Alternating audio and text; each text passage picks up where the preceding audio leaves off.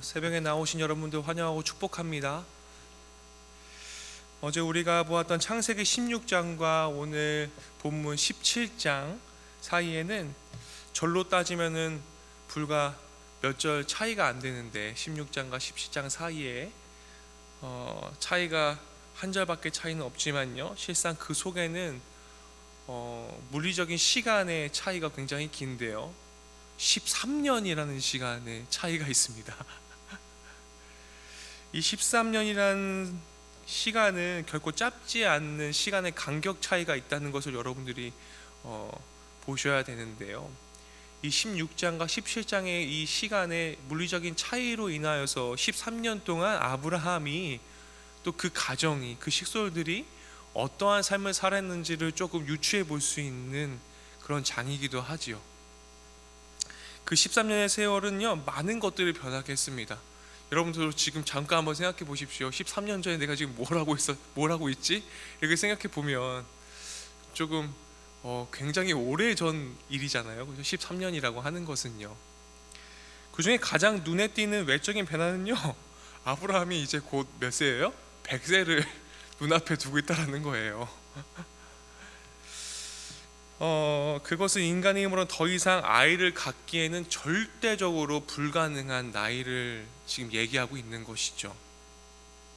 또한 아브라함이 당시 86세 때 여종 하갈을 통해서 이스마엘을 낳고, 우리로 따지면 어느덧 이스마엘이 중학생이 될 정도의 나이가 되는 그 물리적인 시간이라는 것이죠.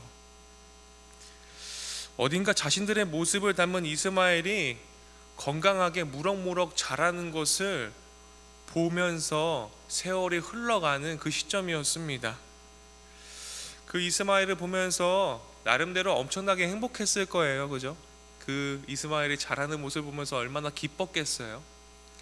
이것으로 정말로 만족해도 정말로 될 만큼, 86세 때면 또 그만큼 늙은 나이에 얻은 아들인 거잖아요.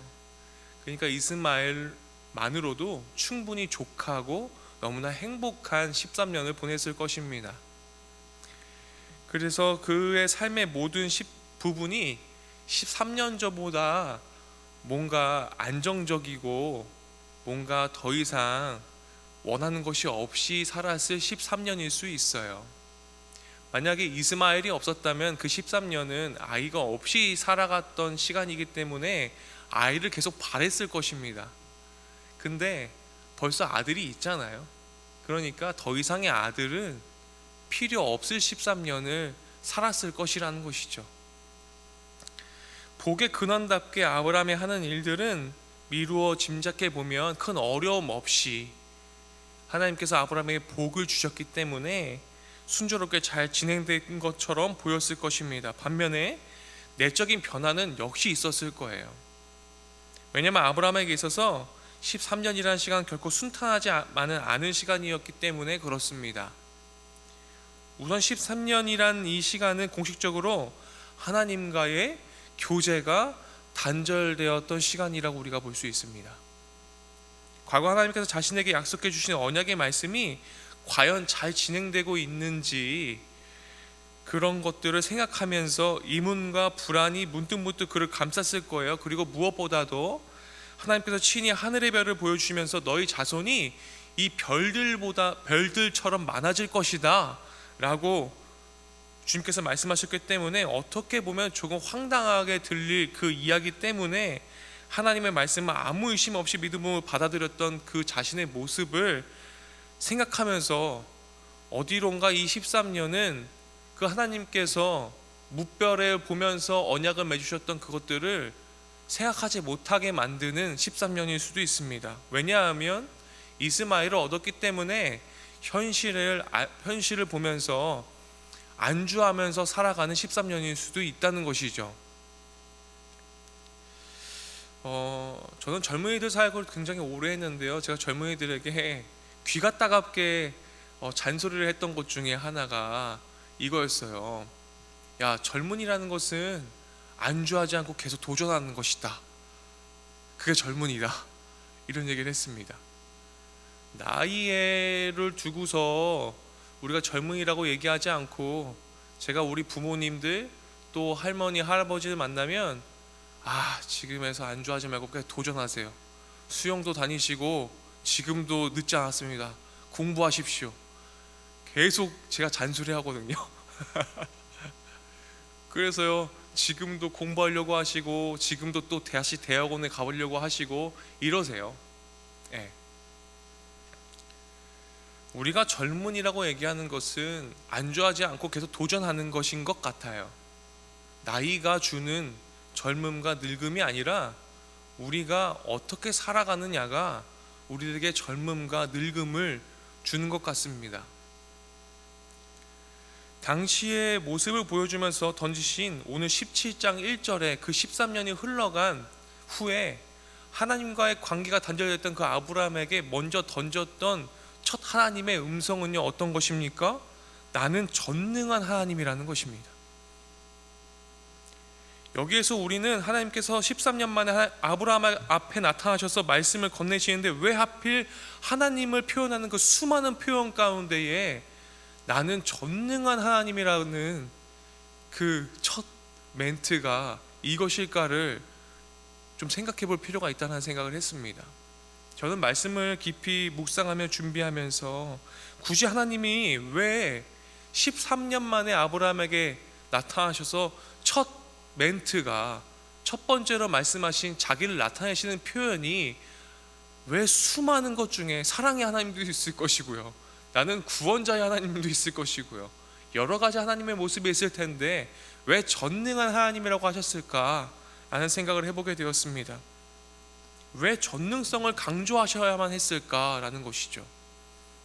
그것은 크게 둘로 생각해 볼 수 있는데 13년간 아브라함이 가지고 있었던 하나님에 대한 기억들 중에 아브라함이 전능한 하나님을 13년 동안 생각하지 않았겠구나라는 것이었습니다. 아브라함이 13년 동안 전능하신 하나님을 생각하며 살지 않았구나 라는 것을 생각하게 되었습니다. 그 하나님의 전능성에 대한 기억과 믿음이 점점점 사라지고 있는 13년이었습니다.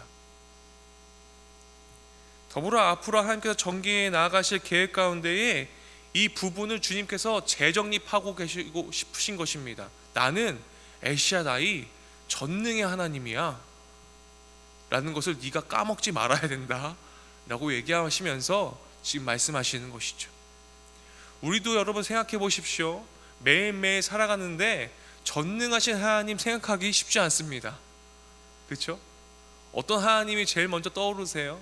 나름대로 떠오르시는 하나님의 이름이 있으실 거예요. 그런데 엘샤다이 전능의 하나님은요, 우리가 생각하면서 살아가기 사실은 조금 어렵습니다.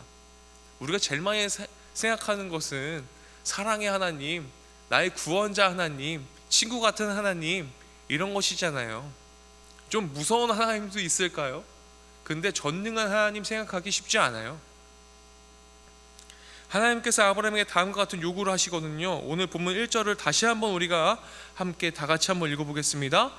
아브라함이 99세 때에 여호와께서 아브라함에게 나타나서 그에게 이르시되 나는 전능한 하나님이라 너는 내 앞에서 행하여 완전하라.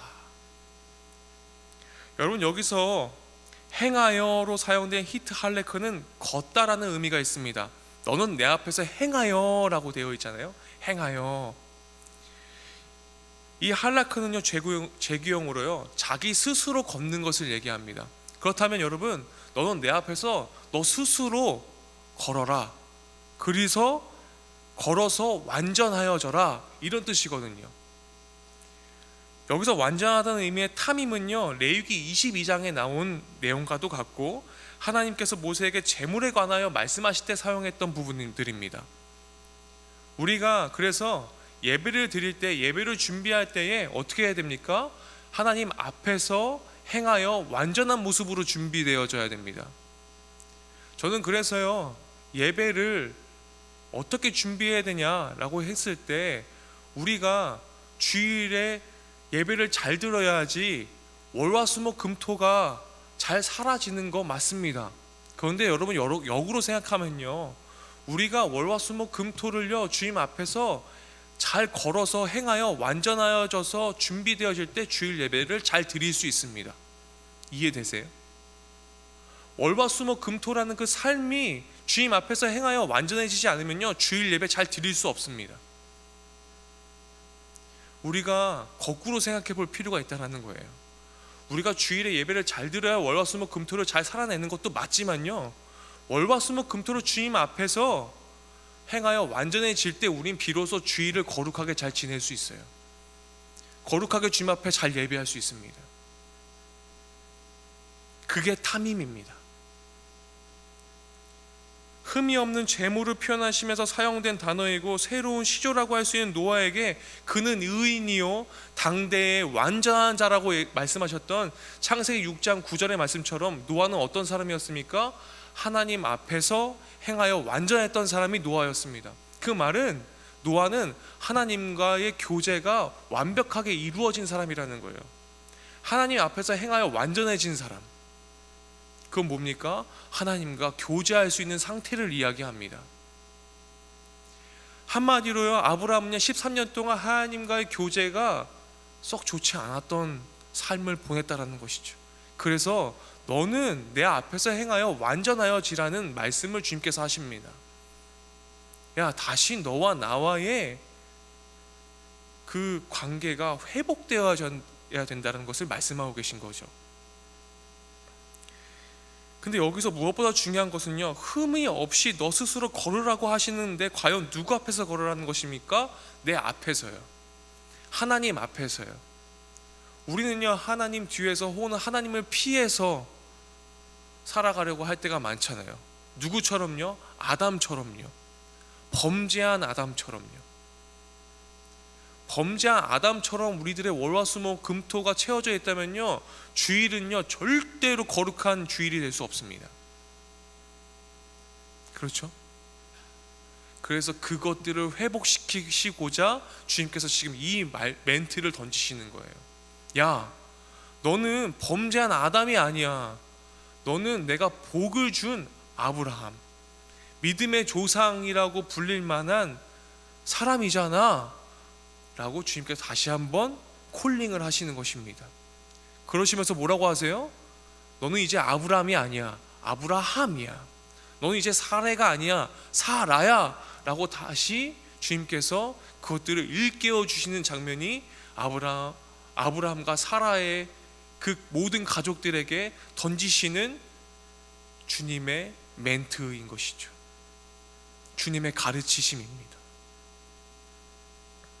우리에게는 아브라함처럼 수많은 삶을 살아가면서 수도 없이 많은 선택의 순간이 다가올 것입니다.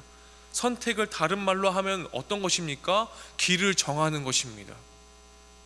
아브라함에게 지금 길을 정하라는 거예요. 너는 내 앞에서 행하여 완전할 거냐? 아니면 지난 13년처럼 나와의 교제가 끊어진 삶을 살아갈 거냐? 그 길을 정해라. 주님 말씀하시는 거예요. 왜? 나는 전능한 엘샤다이니까.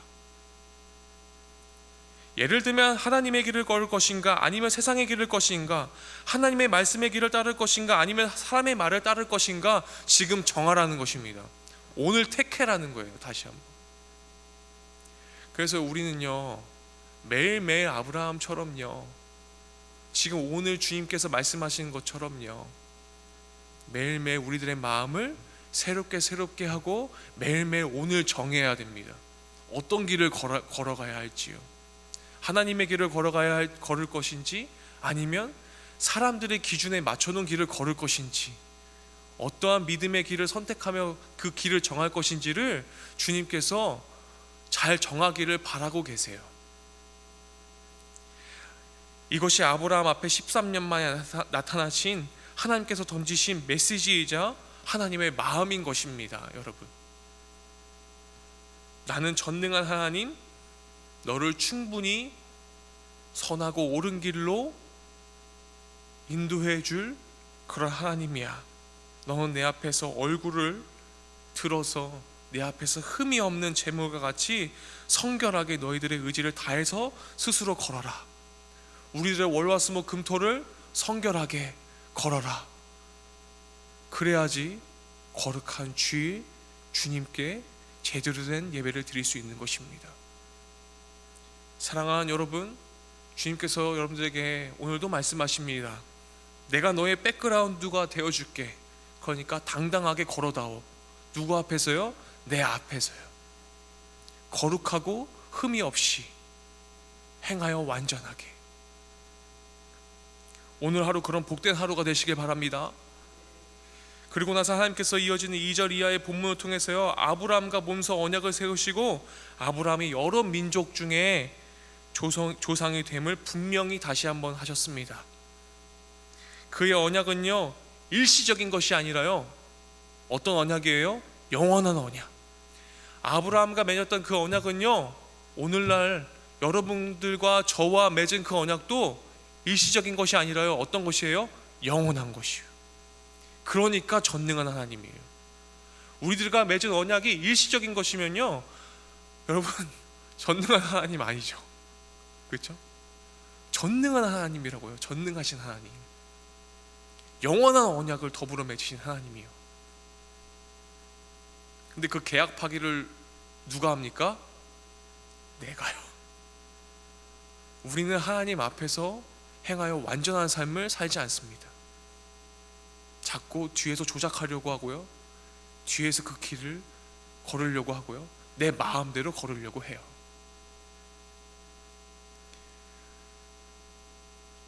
주님의 마음은 어떤 것입니까? 너희가 성결, 거룩해져라 라는 거예요.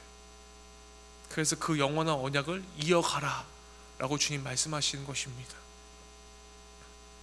그런데요, 제가 서두에도 말씀드렸지만 온 13년간 신앙생활이 어떠했는지 단적으로 드러내주는 말과 행동이 있는데, 오늘 본문 17절 18절을 함께 읽어보겠습니다. 17절 18절입니다. 아브라함이 엎드려 웃으며 마음속으로 이르되 백세된 사람이 어찌 자식을 낳을까? 사라는 90세니 어찌 출산하리요? 아브라함이 이에 하나님께 아뢰되 이스마엘이나 하나님 앞에 살기를 원하나이다. 이스마엘로 만족하고 있고요, 주님의 말씀에 순종하지 않습니다.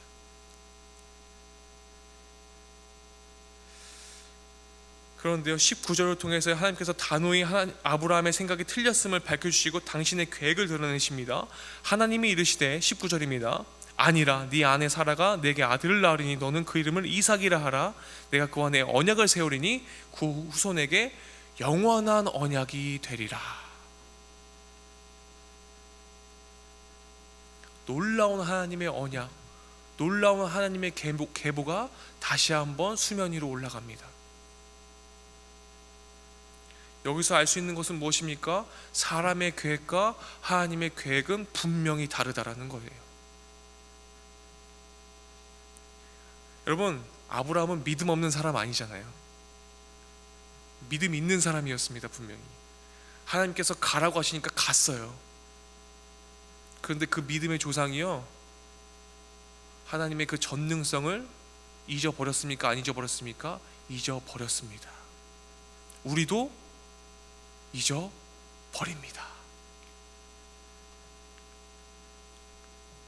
우리의 믿음이 더 이상 옛날 과거에 만났던 그 하나님을 계속 회상하면서 계속 그때의 시절로 돌아가서 얘기하는 것이 아니라 오늘 나의 하나님을 선포할 수 있기를 소망합니다. 오늘 다시 그 언약을 기억하는 삶이요. 말씀을 마치려고 합니다. 우리는 아무리 영성이 좋아도요, 하나님의 뜻을 다 알 수 없음을 오늘 말씀에서 보았습니다. 믿음 좋았던 아브라함도요, 하나님의 전능성을 잊어버렸던 걸 꼭 기억하십시오. 방심하시면 안 됩니다. 13년이라는 시간 동안 그 믿음 좋았던 아브라함이 그 13년이라는 시간 동안, 꽤 긴 시간 동안 하나님과의 교제가 어찌 보면 단절되었던 삶을 살았던 것을 기억하셨으면 좋겠습니다. 중요한 것은 오늘 현재형으로 순종하는 것이 중요합니다. 지금 주님의 말씀에 우리가 그분의 뜻을 알던 모르던 확신 가운데 순종한 삶을 사시기 바랍니다.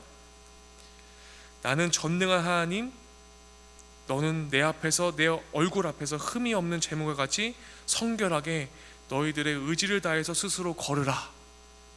오늘 하루도 하나님 앞에서 하나님의 뜻을 잘 알지 못한다 할지라도 하나님에게로 행하여 완전하게 걸으시기를 원하시는 주님의 마음의 확신 가운데 그 말씀을 붙들며 오늘도 씩씩하고 당당한 하루를 보내시기를 소망합니다. 기도하겠습니다. 오늘 아브라함의 삶을 통해 우리가 불완전하고 불순종하는 존재임을 다시금 깨닫게 해주셔서 감사를 드립니다. 하나님 앞에 행하여 완전한 삶을 지향하는 우리가 될 수 있도록 주님 우리를 붙잡아 주십시오. 주님, 우리가 주님의 길을 외면하고 주님의 뜻을 외면하고 자꾸 다른 길을 걸어가려고 할 때마다 주님, 다시 오늘의 말씀을 붙들 수 있도록 인도하여 주십시오. 그 주님의 마음과 뜻을 잘 헤아려서 우리들의 믿음이 과거형이 아니라 현재형으로 순종하는 복된 삶을 살아갈 수 있도록 은혜를 부어주시옵소서. 감사를 드리며 예수 그리스도의 이름으로 기도드립니다. 아멘.